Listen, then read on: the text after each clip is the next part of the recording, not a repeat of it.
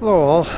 Well, on the end of a rain, we just had a little bit of rain, not much. You're in the sun, aren't you? Yeah, okay, I'll put you over here. So what I wanted to talk to you about today up here in Studio 7, it's very windy and the end of a rain, but the sky is blue now and temperatures are down in the 50s, freezing. Okay, so what I wanted to talk to you about was the incident with Russia, the Russian plane. That's not a good situation.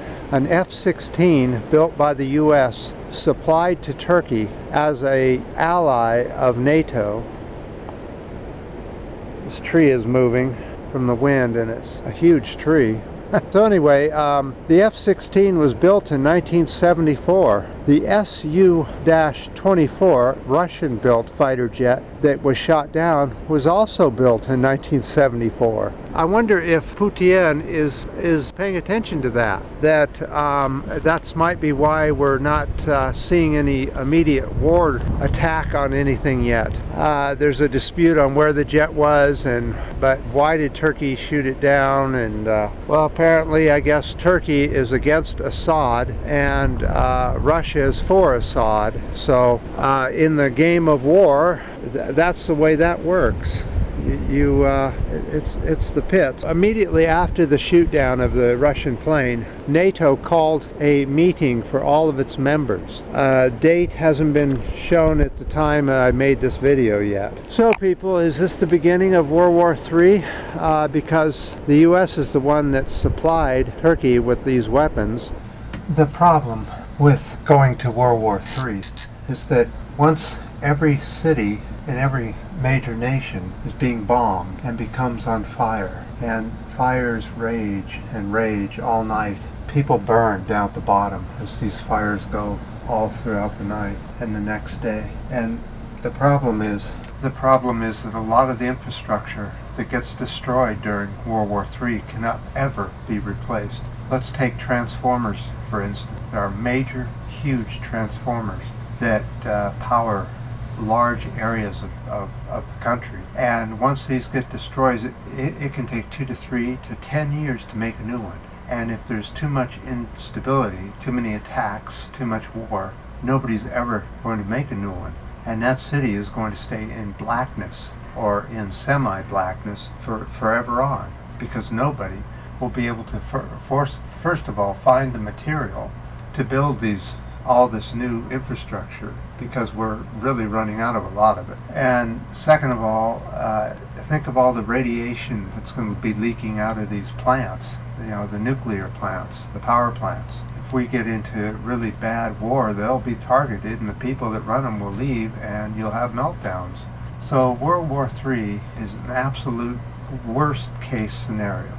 But unfortunately, things have gotten even worse.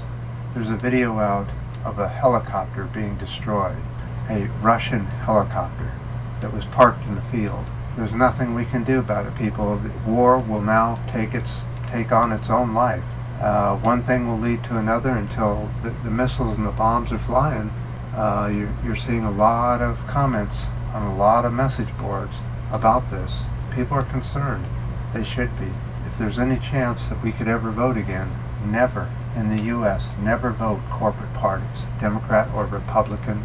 And if they change their stripes, fit in something else, such as what Bernie Sanders has done, gone from a socialist candidate over to a right-wing Democratic Party candidate, and he's throwing off all of his left part of his candidacy, talking about going to war and protecting ourselves and all this.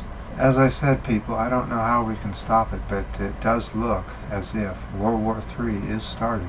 So again, boy, that tree really likes to move. It's amazing. I'm right at the base and it's moving as if the ground is real loose. Does this mean that because the U.S. is NATO and Turkey is part of NATO, using NATO weapons, which is mostly the U.S. weapons, doesn't that mean that this shoot down was the U.S. shooting down a Russian aircraft? That hasn't happened in 40 years or so? This is definitely a problem.